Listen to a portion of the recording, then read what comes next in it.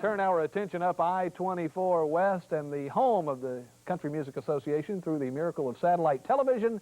Rebecca Williams joins us live from Nashville, and although Rebecca didn't win any awards, she was right in the middle of tonight's Hot Country Night action. Hello, Rebecca.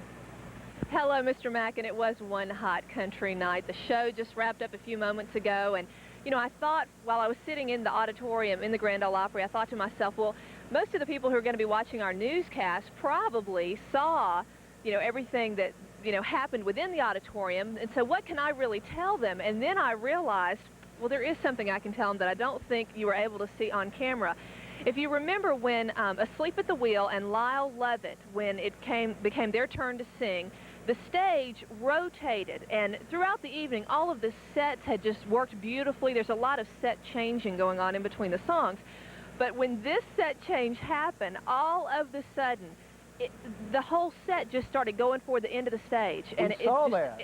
Did you see that? And it kind of ran over some of the neon lights, and of course everybody in the audience is watching Julia Roberts, you know, to see how she's going to react, and she's like, oh no, but they kept on singing, and the crew came running out, and behind the scenes they were tearing things apart, and everybody in the audience was just laughing and hoping nobody was going to fall off the stage. So you probably didn't get to see that. You probably didn't get to see all of the binoculars looking at Julia Roberts, but you did get to see one of Chattanooga's proudest moments when US 101's David Earl Hughes was given his award.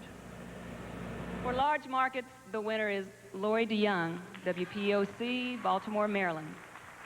For medium markets, the winner is David Hughes, WUSY, Chattanooga, Tennessee. And for the small markets, the winner is Bob Duchesne. And congratulations to David Earl Hughes. He was so excited. We talked to him right before the show, and his mother and his sister were going to sit in the audience with him. He was very excited, and he got a wonderful crowd response. Sometimes when you're watching on television, you can't hear how the audience is reacting inside the Grand Ole Opry. They went absolutely nuts when his name was announced. So apparently his fame is known throughout the Nashville area and probably the country as well. So we were very proud of him. We had our fingers crossed for Confederate Railroad and for Alabama, you know, hoping that at least one of them would get Vocal Group of the Year, but they got a good crowd response as well. So we're keeping our fingers crossed for both of them for next year. But it has been a great hot country night, and although we were expecting temperatures in Nashville around 45 degrees tonight, it's been really pleasant, and we just had a great time. Yeah, did you get to talk with any of the big stars yourself tonight? Actually, we just kind of got to wave. We couldn't get really close to where they were going in the door, but right. I waved and smiled and tried to get attention, probably made a fool out of myself, but we had a great time. Just go around to all the parties tonight and tell them you know David Earl Hughes. Hey, that should really help. I thought you were going to say, tell them that I know Gary Mack, and I thought, forget it. No, you might do that over at the Conoco station, but okay. For the parties, use David's name. IHOP, That's right. Okay. Thanks, Rebecca. Thanks, Have a safe trip home. Thanks. Bye-bye. All right, Patrick Cornell, you can come on into the pictures. We're trying to adjust everything here on the set tonight.